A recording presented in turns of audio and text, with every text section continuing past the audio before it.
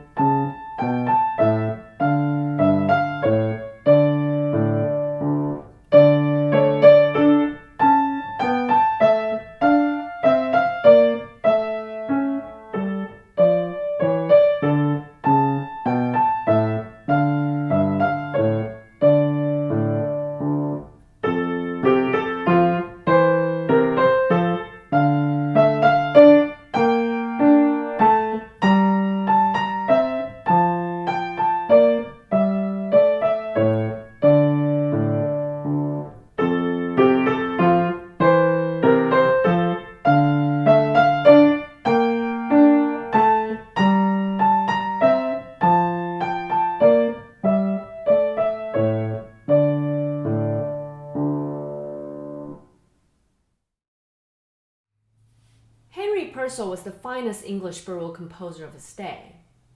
He started as a chorister at the Chapel Royal, as he continued to hold numerous royal appointments, working Westminster for 3 different kings over 25 years. In addition to composing sacred music, he also wrote operas, chamber music, and keyboard music.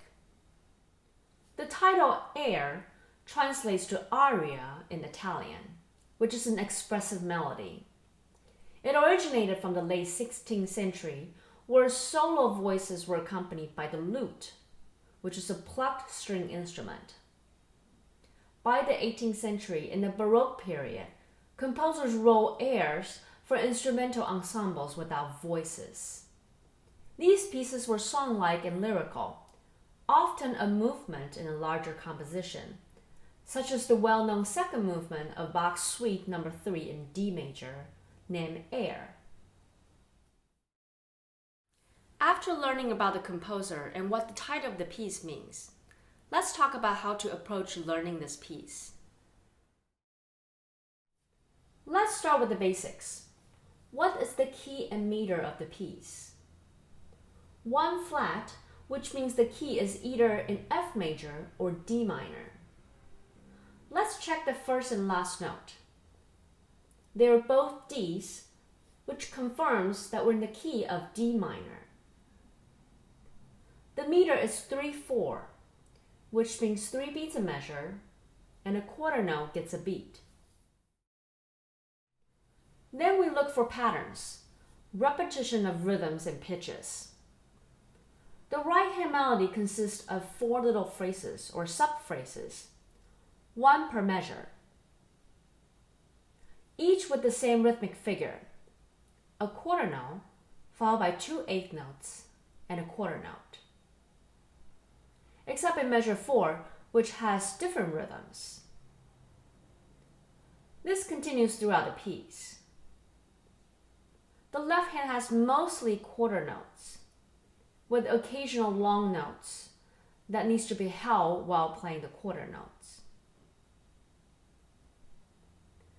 The 4 sub-phrases in each line forms 1 large phrase. Phrase 2, which is line 2, not only has almost the same rhythmic patterns as phrase 1, but also the same pitches as well. The pitches change at the end of each phrase. Phrases 3 and 4 have the same rhythmic pattern as phrases 1 and 2, but different pitches. Follow the phrase marks on the right hand, dropping gently onto the first note of each phrase. And lift gracefully at the end of each phrase.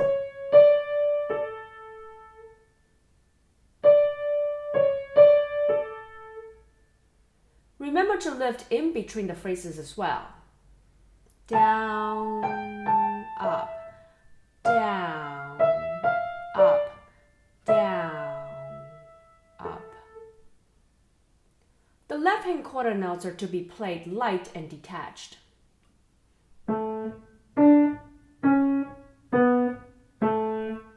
With a little nudge from the wrist for each note.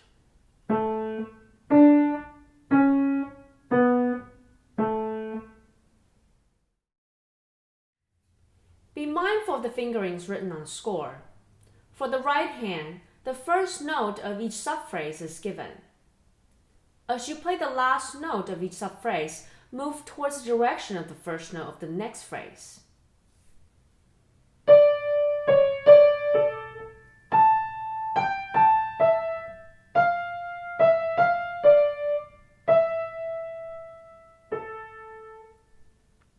For the left hand, follow the fingerings given to you on the score.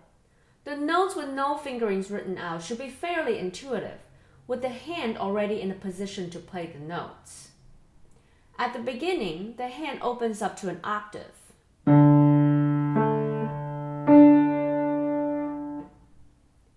It's a good idea to place a 2 on the C sharp in measure 2,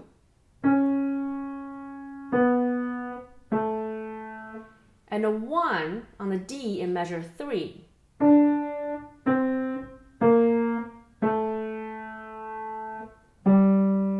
So we can end with the pinky on G, which is the last and the lowest note of the first phrase.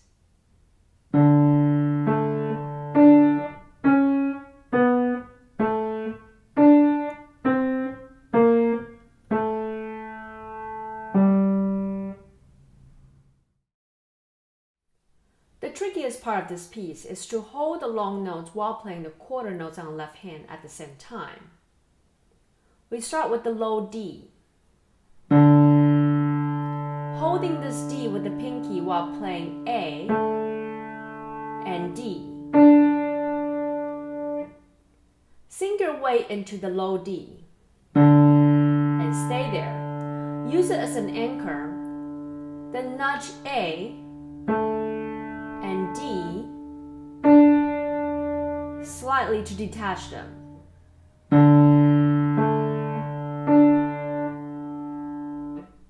Remember to lift the low D right at the beginning of measure 2, as the C sharp is played.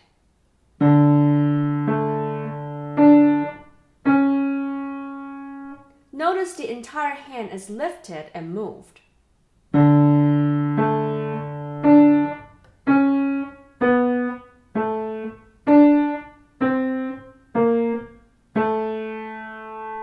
Here in measure 4, hold the A, play the C sharp, detach, lift A as well, then play G.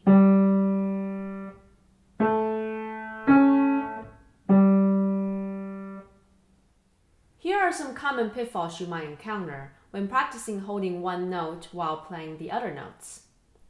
First, the held note is not held long enough. For example, in measure 1, the low D is often lifted too quickly, usually by the time the A is played in the second beat.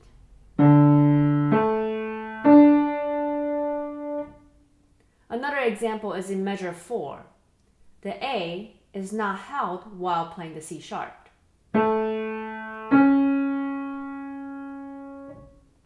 Another pitfall is that the held note is held too long.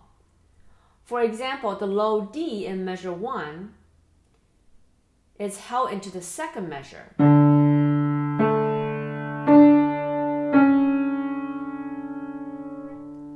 In this case, the D is not only held too long, but it creates an awkward stretch in the hand.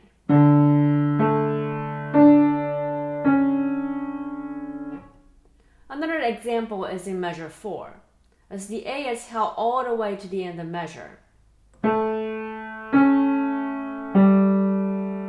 creating a dissonance with the G. The last pitfall is the tendency to play the quarter notes connected while holding the long note.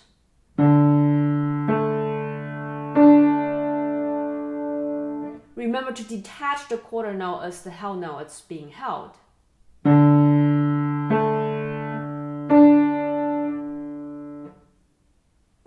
Watch out for these pitfalls as you continue to practice the left hand for the rest of the piece.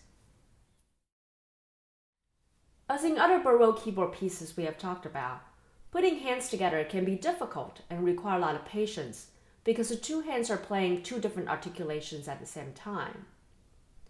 The key is to practice very slowly and digest in small chunks, building muscle memory for how the hands play together.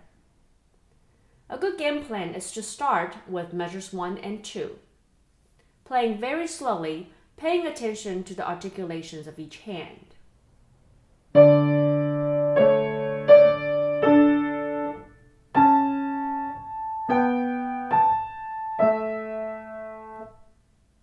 Once you're comfortable playing measures 1 and 2, play measures 2 and 3.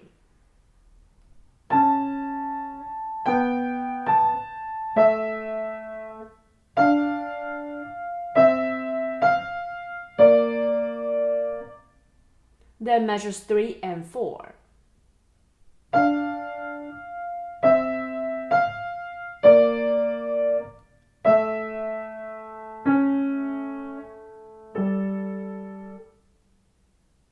Then putting all together, measures 1 through 4.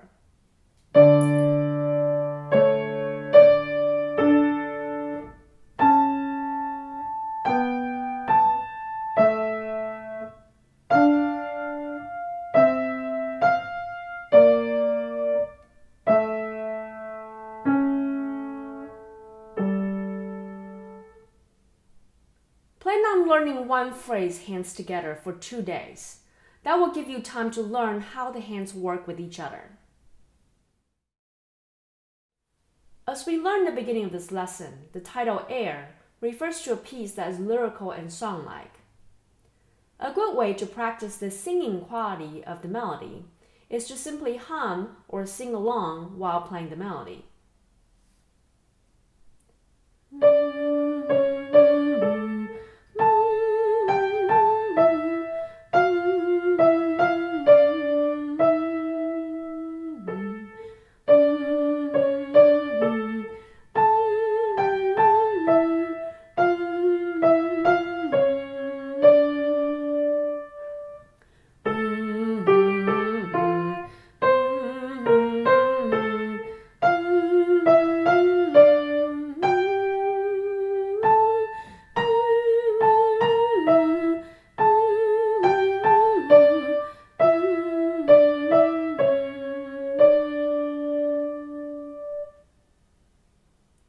Of course, the dynamic also contributes to the character, so be sure to follow the dynamics closely as written on the score.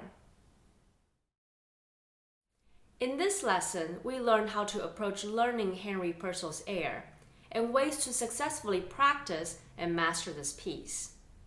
Continue to review what we have done in lesson today. Happy practicing and see you next time.